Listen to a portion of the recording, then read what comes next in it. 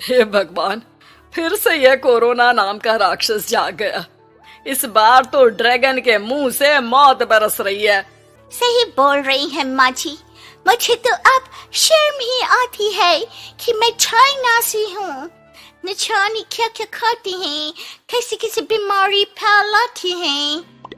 अरे बहू, लेकिन वहीं से तो तू भी आई है ना मेरी लाडो।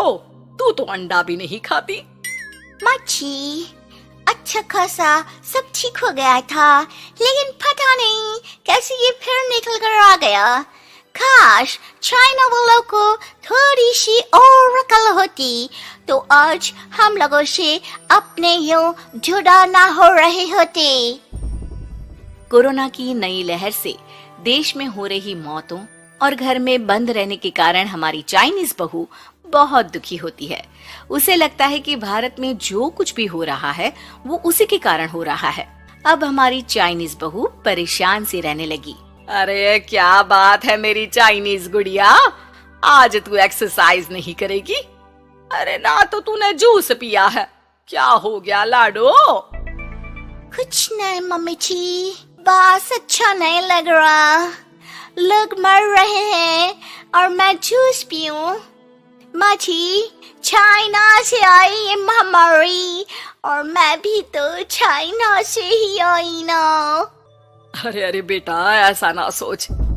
सास पूरी कोशिश करती कि वो चाइनीज बहू को समझाए कि इस बीमारी के लिए वो खुद को दोषी ना समझे, लेकिन माँ जी, मैं आज खाना नहीं खाऊंगी। अब सबका खाना बना दिया है। मैं कमरे में जा रही हूँ, प्लीज डिस्टर्ब मत करना। सास ने अपनी हंसती खेलती बहू का ये रूप तो कभी देखा नहीं था, लेकिन करती भी तो क्या। अगले दिन सुबह सुबह, अरे ये पूरे घर से स्वादिष्ट खाने की महक आ रही है। ये कौन है जो चाय बनने के वक्त लंच बनाकर तैयार कर रहा है? वो किचन में आती है जहाँ चाइनीज बहू ने शुद्ध वैष्णव खाना तैयार कर रखा था। अरे बहू, सोई नहीं क्या जो इस वक्त इतने प्रकार का खाना बना लिया? हाँ हाँ माँ जी, क्या करे, जब दिल में बोझ हो तो नींद नहीं आती। तभी तो मैंने सोचा मैं गरीब और जरूरतमंद लोगों को खाना पहुंचा दूंगी। वो ढेर सारा खाना रोज बनाती और गरीब और बेसहारा लोगों में बांटती। क्या कर रही है बहू? कितने दिनों से देख रही हूँ तू अच्छे से सोती भी नहीं है। क्यों कर रही है लाडो? क्या करूं माँ जी, मेरे देश के लोग जीवन की लड़ाई लड़ रहे हैं और मैं सो जाऊं, मुझसे नहीं होता। एक दिन चाइनीज बहू पीपीटी किट पहनकर खड़ी होती है। अरे ये क्या बेटा, खाना देने जा रही है या लड़ाई लड़ने? माँ जी, मैं कुछ दिनों के लिए घर नहीं आऊंगी। मैंने सोचा है कि मैं घर से बाहर रहकर कोरोना के मरीजों की देखभाल करूंगी। ओ प्लीज प्लीज आप मुझे रोकना नहीं। नहीं नहीं बहू, ये तो तूने बहुत ही नेक काम सोचा है। बस बेटा तू अपना ख्याल रखना। बहू वहाँ से चली जाती है, लेकिन सास की रोज फोन पर बहू से बात होती। घर पर क्या है माँ, क्यों भेज दिया तूने उसे? बाहर कितना खतरा है, उसे कुछ हो गया तो? अरे बिल्कुल चिंता ना कर, उसने सारे नियम कायदे को फॉलो किया है। अरे वो बिल्कुल ठीक रहेगी। और अगर मैं उसे मना कर देती ना तो उसकी अंतरात्मा उसे सोने नहीं देती। तू तो सारा दिन घर से ऑफिस का काम करता, लेकिन मैंने देखा है उसे कितना परेशान रहती थी कुछ दिनों से। हाँ वो भी है। उधर चाइनीज बहू लोगों का खूब ख्याल रखती, उन लोगों तक खाना पहुंचाती, उनके बच्चों की देखभाल करती। एक दिन बहू अपनी सोशल साइट देख रही थी तो उसे दिखता है कि एक आदमी ने बच्चों की देखभाल के लिए पोस्ट डाली है। बहू उसे फोन करती है। मैं आपकी कोई मदद कर सकती हूँ, प्लीज बताओ। दूसरी तरफ से आवाज आती है। मैं और मेरी बीवी दोनों ही कोरोना से पीड़ित हैं। हम लोगों के बच्चों को देखने के लिए कोई नहीं है, प्लीज हमारी मदद करो। हाँ हाँ बिल्कुल, आप परेशान ना हो, मैं आ रही हूँ। मुझे आपका एड्रेस बताओ। वो आदमी बहू को पता लिखवाता है। वहाँ वो पहुँच जाती है। ओह, ये किसे बुला लिया आपने? ये तो चाइनीज है, इसी के कारण तो हम लोगों का देश इस परेशानी से जूझ रहा है। अरे पर ये तो हिंदी में बात कर रही थी। तभी बीवी की ऑक्सीजन लेवल गिरने लगती है। ये क्या हो रहा है? आप टेंशन क्यों ले रहे हैं?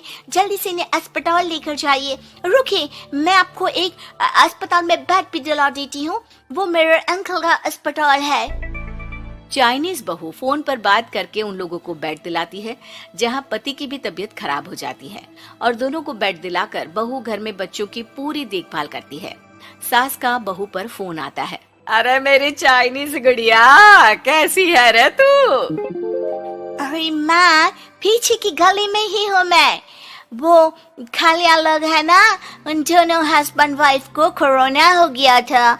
मैंने उन लोगों को श्रीवास्तव अंकल के अस्पताल में भर्ती करवा दिया है और अब मैं मार्ची उन दोनों बच्चों का ख्याल रख रही हूँ। अरे जीती रहे बेटा, कोई जरूरत हो तो बता देना।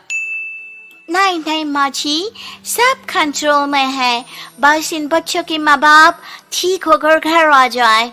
अच्छा माँ, इन लोगों के घर का फोन बज रहा है, मैं आपको थोड़ी देर बाद कॉल करती हूँ। लैंडलाइन में घर के मालिक का फोन था। हम लोगों की जिंदगी का कोई भरोसा नहीं है। यहाँ इलाज महंगा है और हम लोगों के पास पैसे नहीं है। जितना इलाज हो सकेगा उतना ही होगा। हमारे बाद प्लीज आप हमारे बच्चों को संभाल लेना। नहीं, ऐसे मत बोलिए, मैं अस्पताल वालों से बात करती हूँ। बहू अपनी बैंक से अस्पताल वालों को पैसे दे देती है और फोन पर कहती है, मैंने आप लोगों के अकाउंट में पैसे डाल दिए हैं। इन दोनों का अच्छे से इलाज होना चाहिए। पैसे की जरूरत होगी तो मैं और डाल दूंगी। सारा दिन बहू कोरोना पेशेंट के बच्चों को देखती, रात में ढेर सारा खाना पैक करके जरूरतमंदों में बांटती। सोशल साइट्स के जरिए भी वो लोगों से जुड़कर उनकी मदद करती। फिर एक दिन घर का मालिक और उसकी बीवी ठीक होकर घर आ जाते हैं। आपका बहुत बहुत शुक्रिया, मैं आपकी पाई लौटा दूंगा। भाई नहीं, पैसा दिया था, लेकिन वो जब आप बिल्कुल ठीक हो जाना तो क्षमा कर दे देना, कोई बात नहीं। दोनों पति पत्नी चाइनीज बहू का शुक्रिया अदा करते हैं। आप तो हम लोगों के लिए भगवान की तरह हैं। आपका बहुत बहुत शुक्रिया। चाइनीज बहू बहुत खुश हो जाती है। वो घर आकर सास को पूरी बात बताती है। देख मेरी चाइनीज गुड़िया, तुझे चाइना का होने पर अफसोस था ना, लेकिन तूने सच्चे दिल से लोगों की सेवा करके ये बता दिया कि बेटी कहीं की भी क्यों ना हो, ससुराल आकर वो ससुराल के रंग में ही रंग जाती है। अब तो तू मेरी भारतीय बहू है। हाँ।